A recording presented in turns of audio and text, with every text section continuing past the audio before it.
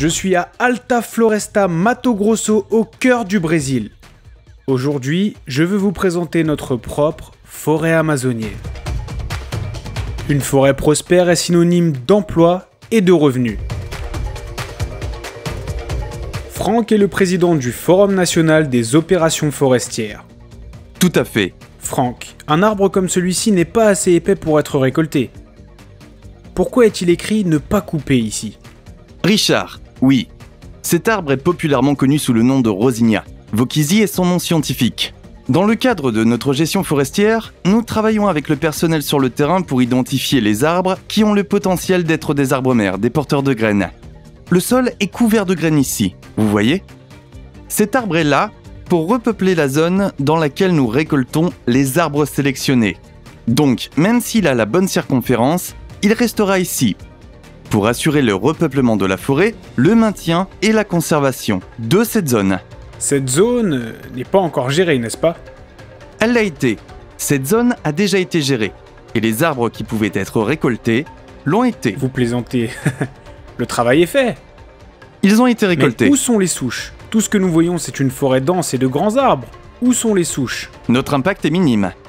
Ici, nous récoltons 4 à 6 arbres par hectare, par terrain de football. Donc, du point de vue d'un profane, cette zone est intacte.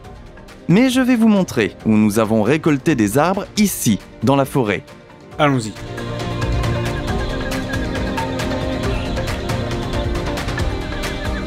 Nous avons dû faire un bout de chemin dans la forêt pour trouver cette souche.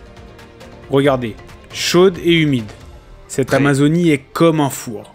Donc cet arbre, quel était cet arbre? Cet arbre appartient à l'espèce Almescla arroyera. Protium est son nom scientifique. Voici sa plaque signalétique. Il était prêt à être coupé, récolté et vendu à l'industrie. Et tout l'environnement dans lequel il a poussé est resté, avec la lumière qui filtre. Et maintenant, de la place a été faite pour sa progéniture, juste ici. Lesquelles sont ces progénitures? Ces progénitures sont ces petits arbres ici.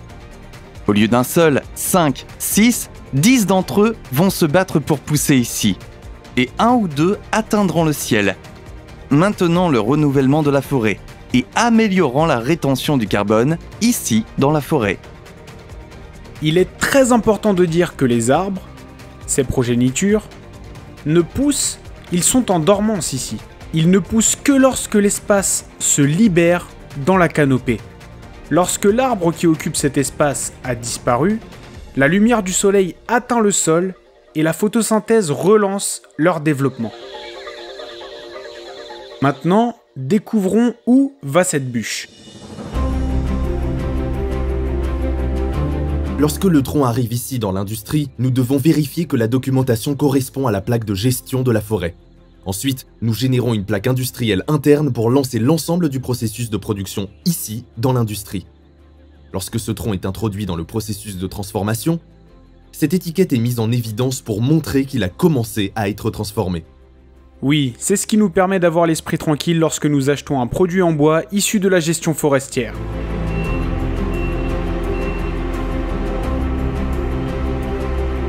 La chaîne de contrôle garantit la conservation par la gestion durable de la forêt, tout en fournissant des milliers d'emplois décents à nos Amazoniens.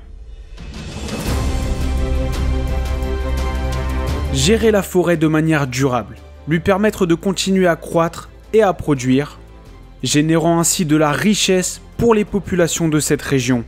C'est ainsi que nous conserverons nos forêts. FNBF et Bywood. Responsabilité envers les écosystèmes.